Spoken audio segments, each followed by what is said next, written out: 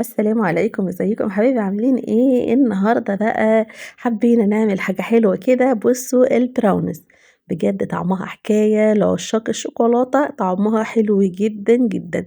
اللي بيحب الشوكولاتة هيحبوا ياكلوها جدا وهيدمنوها. شايفين بقى شكلها زي بره ازاي؟ بجد حلوة جدا. النهارده خليت الوصفة بنت اختي هي اللي هتعملها لكم. شايفين جمالها ولا شكلها ولا الطبقة اللي على الوش كده زي شبه بتاعت بره بالظبط؟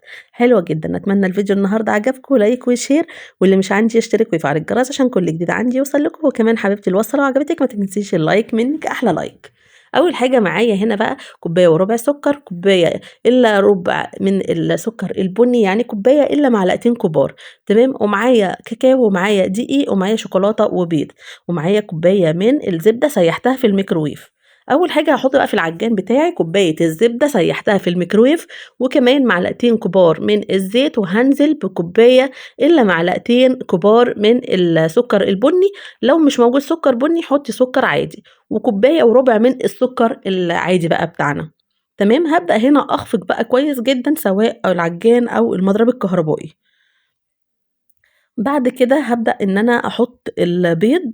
اكون مجهزه 4 بيضات ابدا انزل بيهم، و3 اكياس من الفانيليا زي ما انتوا شايفين الوصفة كده، وابدأ انزل اخفق فيهم لحد ما هيوصلوا لدرجة انا هوريها لك. بس عبال ما العجان بتاعي بيخفق فيهم هنحط بقى كوباية الا معلقتين كبار من الدقيق، هننخلهم كده كويس، وهنقوم نازلين بكوباية هرمية من الكاكاو. الكاكاو ده اللي هو 100 جرام، اللي هي الأكياس الجاهزة اللي في السوبر ماركت جايبينها كاكاو خام. تمام. بمقدار كوباية هرمية من الكاكاو، وحطينا عليهم معلقة كبيرة مليانة من النسكافيه الحبيبات. وشايفين هنا ايه؟ بفركه كده بالمعلقة عشان انزله. قلبت الخليط بقى الدقيق بتاعي. طبعا البراونيز ما بنحطش فيها بيكنج باودر، هي بتبقى طريقتها كده. معايا بقى مكعب شوكولاتة جايبينه من السوبر ماركت، هقطعه هنزل بيه كله في البراونيز بتاعتي. شفتوا العجينة بتاعت البراونيز هنا؟ البيض مع الزبدة السايحة حطيناها عاملة ازاي؟ قعدنا نخفق فيها لما وصلت للشكل ده. هبدأ انزل بقى بالمكونات الجافة عليها ونقلب. الخليط بتاع البراونيز بيبقى تقيل، يعني مش زي الكيكة، لا بتلاقيه تقيل في ايدك قوي وانتي بتقلبيه. اولا المقادير هنا مظبوطة جدا جدا. الصينية بتاعتنا هنحط في صينية مقاس 40، ندهن الصينية ونقوم نازلين عليها بورقة زبدة. علشان ورقة الزبدة تمسك معاكي لازم تدهني الصينية بتاعتك شوية زيت. هنبدأ بقى الخليط بتاعنا انزل عليه بالشوكولاتة واقلب. شايفين الخليط تقيل ازاي؟ يعني انا هنا حبيت ان انا اخلي لكم الصورة طبيعية ببطئها عشان تشوفي العجينة تقيلة ازاي. شايفه العجينة بتنزل تقيلة ازاي؟ عشان ما تقوليش لا انا هخففها شوية. المقادير اللي انا مديها لك مظبوطة 100%.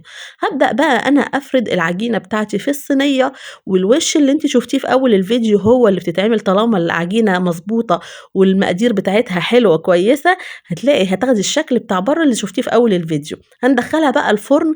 الرف الوسطاني لا، هنحطها بقى الرف اللي فوق الوسطاني. تمام. على درجة حرارة 180. هتاخدت 35 دقيقة. بعد كده تشوفيها بالشيش بتاعت العصيان الشيش، تختبريها كده يعني استوت ولا لا. خلاص استوت، تطلعيها تسيبيها في الصينية لما تهدى خالص. وبعد كده خرجتها بورقة الزبدة، رحت شداها. وبألف هنا وشفا. عجبكم الفيديو النهارده؟ لايك وشير، واللي مش عندي يشترك ويفعل الجرس عشان كل جديد عندي يوصل لكم. اهم حاجة نسيبها تهدى. اسيبكم اقول لكم سلام.